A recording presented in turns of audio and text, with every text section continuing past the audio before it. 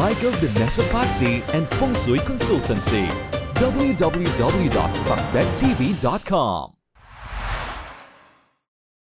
Ang paggamit ng feng shui para sa inyong tindahan, negosyo o sari-sari store mga kapakbit ay kapakipakinabang sa paglago at pagdami ng benta at mga customers nyo. Isa ang feng shui sa mga paraan upang ito ay matupad. Kapag ito ay sinundan nyo mga kapakbit, ito ay maghahatak ng positive chi energy na makakatulong sa paglago ng inyong negosyo.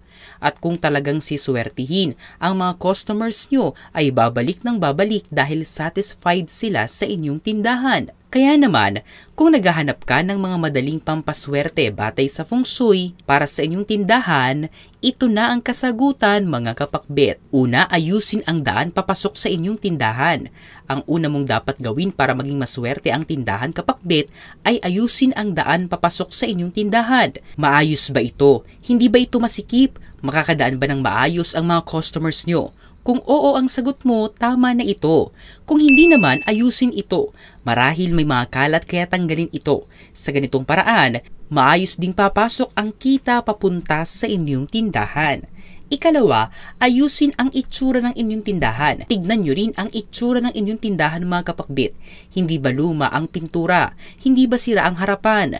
May crack na ba ang simento? May mga dumi ba? At kung naghindi ka, simulan mo na itong ayusin.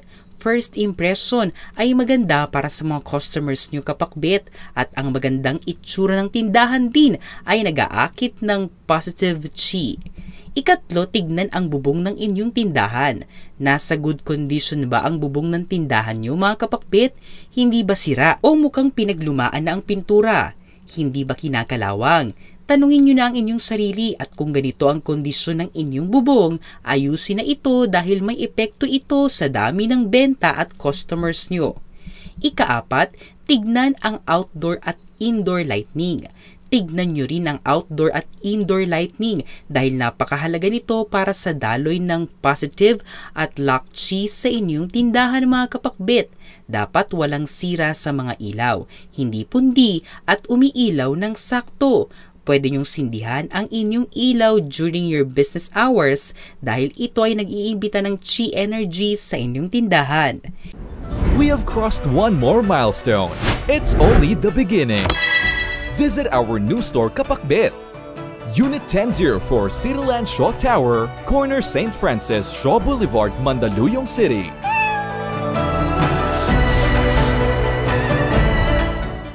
Ikalima, ayusin ang front door.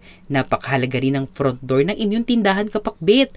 Pwede kayong maglagay ng wind chime o bell para sa swerteng papasok sa inyong tindahan. Ika-anim, maglagay ng mga halaman. Ang isa sa pinaka-epektibong pampaswerte para sa tindahan nyo ay ang mga halaman.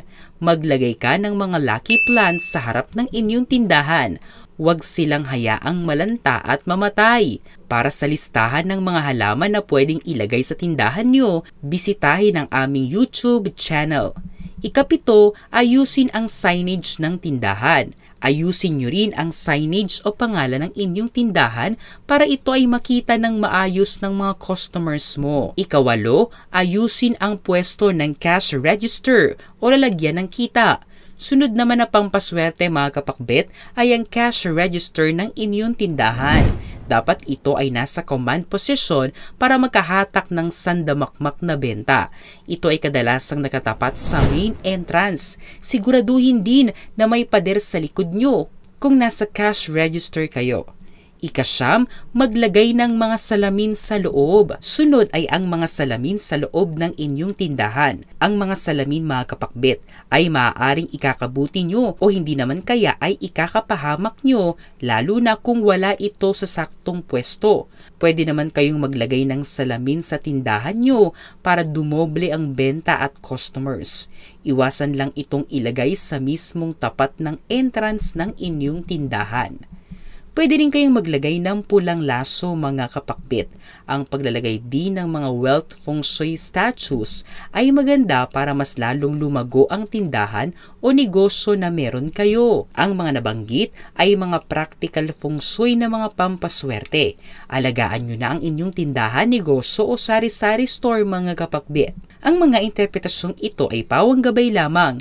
Nasa sa atin pa rin ang desisyon at tayo pa rin mismo ang may hawak ng ating kapalaran. Huwag po nating kalimutang magdasal at manalig sa may kapal. Hinding-hindi niya po tayo pababayaan. Huwag kalimutang mag-subscribe, i-like at i-share ang videong ito sa inyong kapamilya at kaibigan. Maraming salamat sa panonood mga kapakbet.